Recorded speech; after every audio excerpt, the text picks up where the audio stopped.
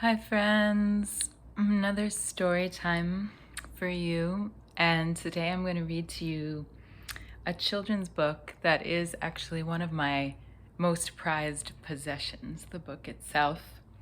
And it's not only because it's definitely out of print, but because it refers to a country that no longer exists, which is my homeland, and it's called Marko Lives in Yugoslavia.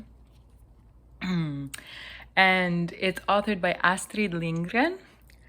And the photographs, so it has, you'll see beautiful black and white photographs that were taken in the early 60s by Anna Riwkin-Brick. And both of these women were quite well known in their native Sweden. So you probably are familiar with the name Astrid Lindgren because she is the author of the world famous series of Pippi Longstocking books and so many other brilliant children's books. She's one of the most translated children's authors on the planet, I believe. And Anna Riwkin-Brick was less well known, but I also encourage you to look her up. Both of these women were really quite badass and interesting and fascinating artists in their days. And Anna was a pioneer, really, of using photography in children's books, including her first book, which was published even earlier than this, in the 50s,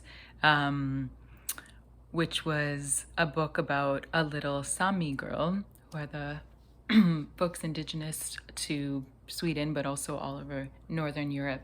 And so, it's really interesting with this particular book that's about my particular place in the world. But she published then all these series of books where it was like one child and following the life through photography of this one child, from Ethiopia to Kenya to, Norway and etc., etc. So really very interesting stuff. These books are generally out of print now, but they seem to be cooking around, so check them out. Really beautiful idea, and I think a wonderful collab. And nice to sort of harken back to this period, of this kind of like 50s, 60s, post-World War II idea of promoting tolerance, through children's books, like using children's books as this avenue of introducing children to, other children of the world. And today in particular, there's a deep, deep sorrow in my heart for all of the stranded children just south of my home place on Lesbos in Greece. And so somehow it felt like this would be a nice story to honor that, that sort of connection that children have to each other, regardless of all of this sort of complicated politics that adults play. So sending big love to those kids. And we'll read Marko. Marko lives in Yugoslavia. And you'll see that this actual book has my brother's name in it. Was like purchased, I guess, from like a town library sale in the like part of Montreal where I grew up. So it has this like canceled spray on it, which is a bit silly, but here we go. Marko Lives in Yugoslavia by Astrid Lindgren. Translated from the Swedish in 1962. Meet Marko. He is 7 and lives in Macedonia. Macedonia is in Yugoslavia. So Marko is a little Yugoslavian. His nose is freckled and he can run very fast, and he has a little pig.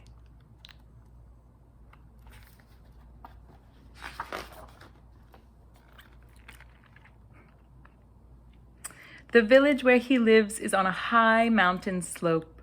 Marko has a grand view from his house, which is nearly at the top of the mountain. But Marko hasn't much time to look at the view. He is too busy playing. Marko's grandfather is plowing. He has oxen to draw the plow. When I am a man, says Marko, I shall have a tractor.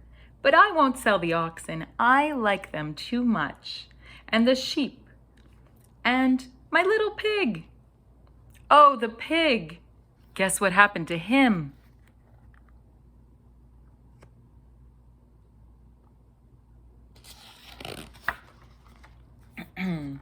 It was market day in the village where Marko lives. Marko's father had gone there to sell cayenne pepper. Only Marko, Marko's mother, and Marko's little brother Petor were at home.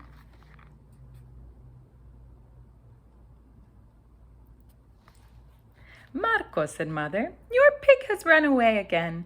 Take Petor with you and go and look for him. What, again? Said Marko. That pig will drive me silly. Perhaps he has only gone to the neighbors, said Mother. We'll soon find out, said Marko. Come on, Petor.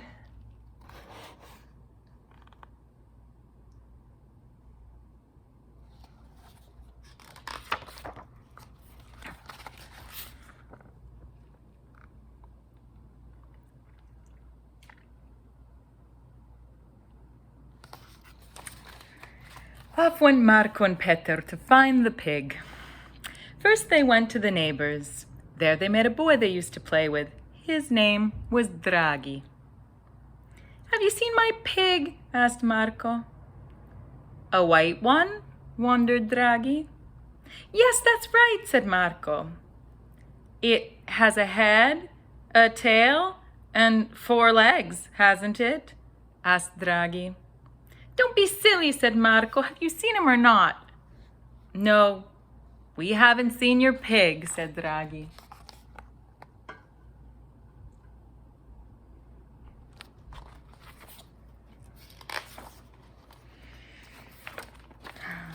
Then Marko and Petor went across the field.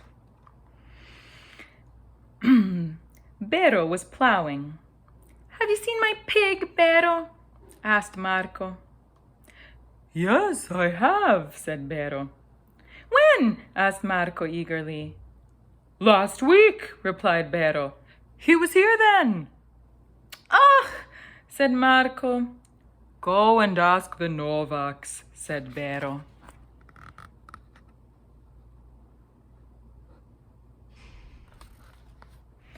So Marko and Petor went to the Novaks' farm. But there they saw only Andrić's black pig, and Marko's pig was white. He's run a long way this time, said Marko. That pig will drive me silly, said Petor.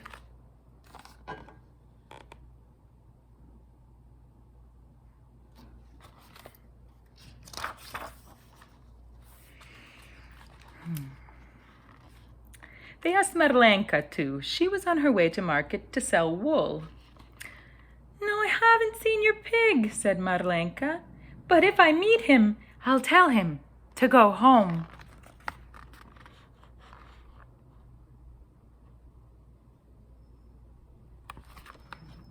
Marko and Petor went along the village street to look for the pig. They met Georgi with his dray on the way to market with a load of onions, potatoes, and cayenne pepper. Whoa! Shouted Georgi. My, but you do look angry.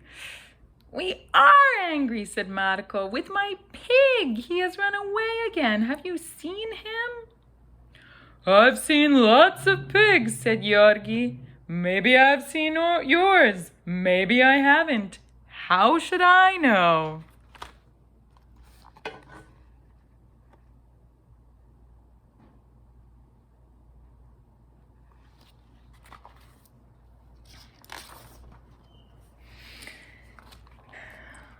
Then they met Vilko, one of Marko's schoolmates. He came riding on his donkey, but he had not seen a pig, nor had his grandfather. An ordinary little white pig, explained Petor to Vilko's grandfather. It's as much as I can do to look after my sheep, said Vilko's grandfather, without bothering my head about pigs.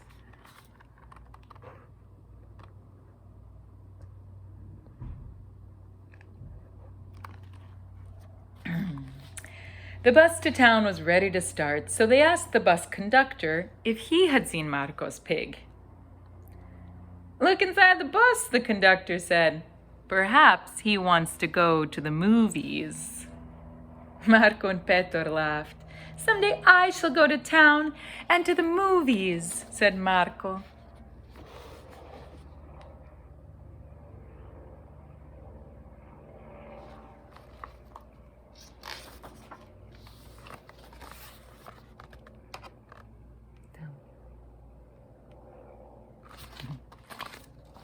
But the pig had not gone to town.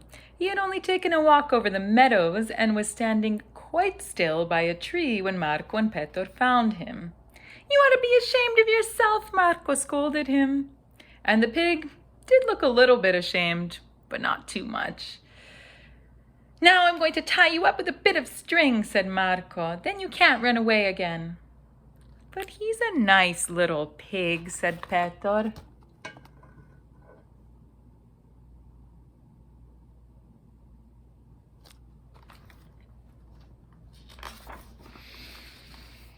Marko and Petor set off homeward with the pig.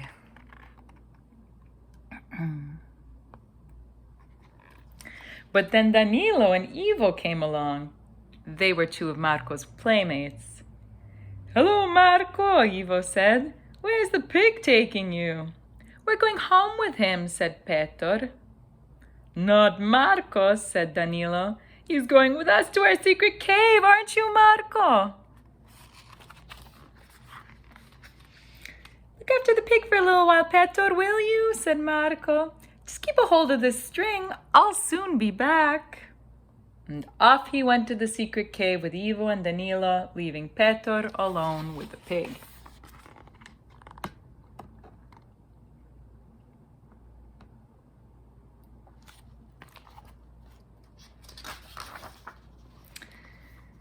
Secret cave indeed. It was not at all secret. Danilo's sister Tanya knew all about it, for she had followed Danilo to it once.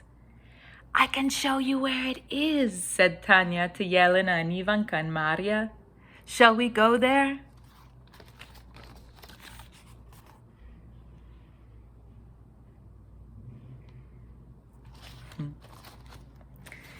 Yes, let's, Ivanka said. Ha ha, won't they look silly when they know we have found their secret cave?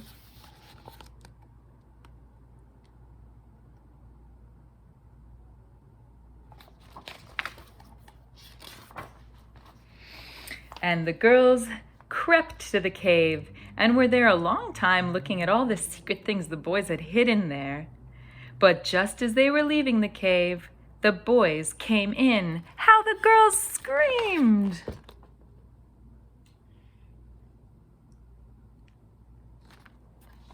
They ran for their lives, Maria and Jelena and Ivanka and Tanya, with the boys after them shouting, You keep out of our secret cave! It's no more secret than my old shoes, cried Ivanka.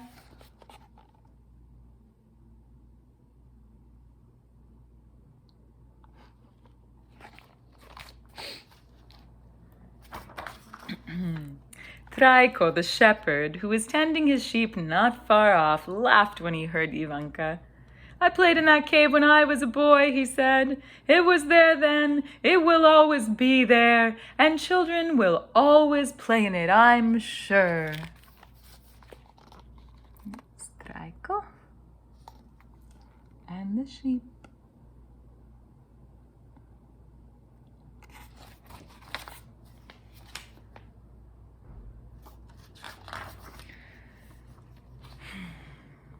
But what about Petor and the pig?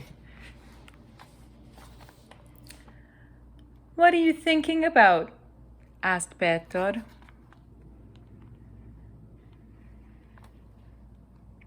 I can see you've got an idea in your head. Perhaps you are thinking of running away and hiding among the sheep down there, but you can't. I've got a hold of the string. It's all the sheep. Petor and the pig.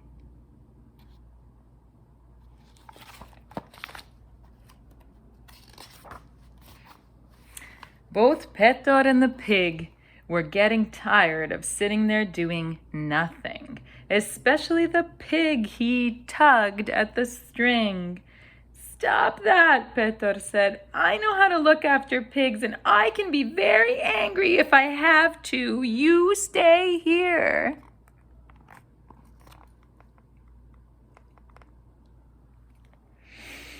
But the pig would not. Suddenly, he jerked the string out of Petor's hand. Wee, wee, wee, wee, wee, wee, wee, wee, said the pig, and off he went like a rocket over the hill and dale with Petor after him.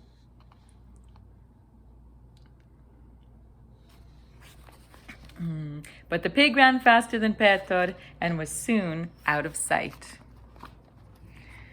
Then Petor wept. Poor Petor. What would Marko say if he came back and found his pig gone? He can look after his old pig himself, Petor wept, and the tears ran faster and faster. Then Maria came.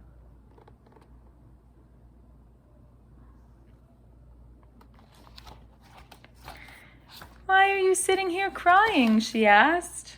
It's that pig, said Petor. He'll drive me silly. Maria was kind. Come with me, she said. You needn't sit here and worry about a little pig. Let's go and play with Yelena and Ivanka and Tanya.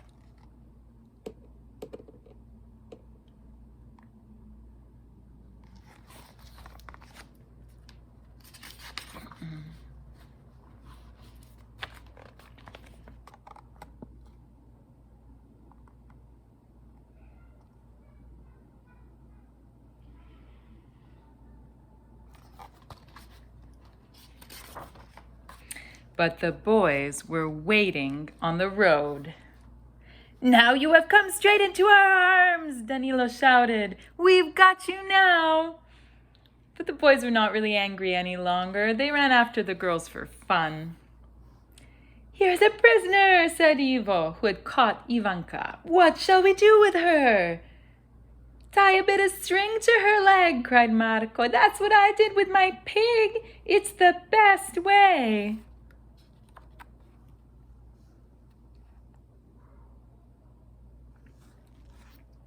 But then Petor crept out.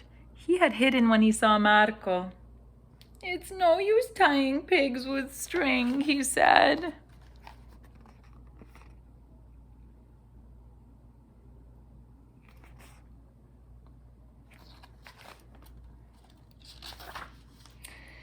Marko had no time to think of the pig just then, for music was heard down the road. Hurrah! Yelena cried. There's a wedding in the village. Let's go and look.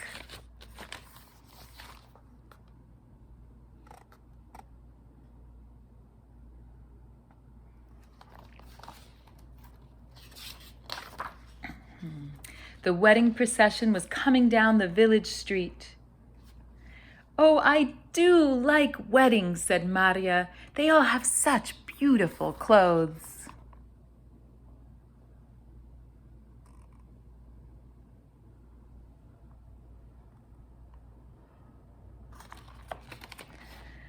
I like the big drum, said Marko. And when I grow up, I'm going to beat the big drum at every wedding in the village. I would rather blow the surla like those men there, said Ivo.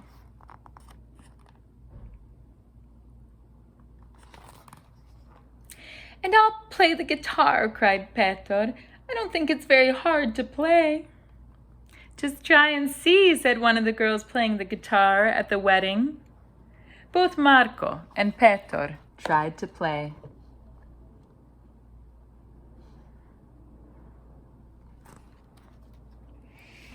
Well, I've heard much better, said Petor, but of course you must practice, I suppose. But the best thing about weddings, they all thought, was that there were so many good things to eat. I like to see all those cakes, said Marko, as many as they can carry.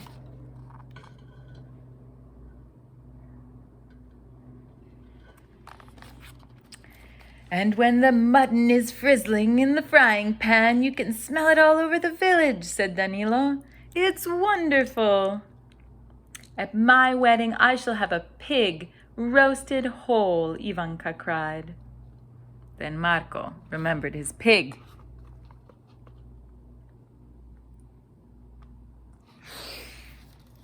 Come on, Petor, we must go home, he said, and off he and Petor went as fast as their legs could carry them.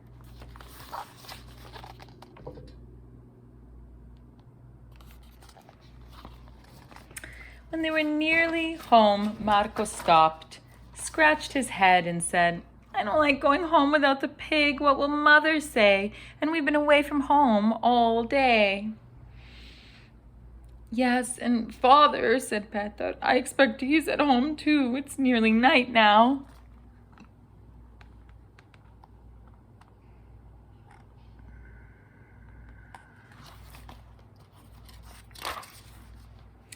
The sun is sinking behind the hills and mountains of Macedonia. All people are homeward bound.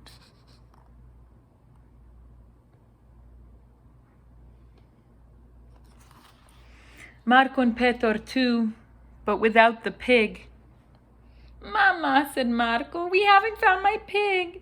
That is, we found him, but he ran away again.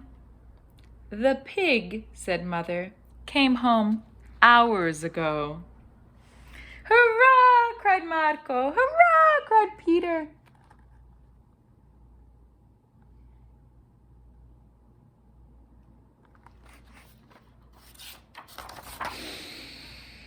Everyone goes home when night begins to fall. Little pigs, too. Outings are a nice change now and again, but I at least have sense enough to come home for the night, said the pig.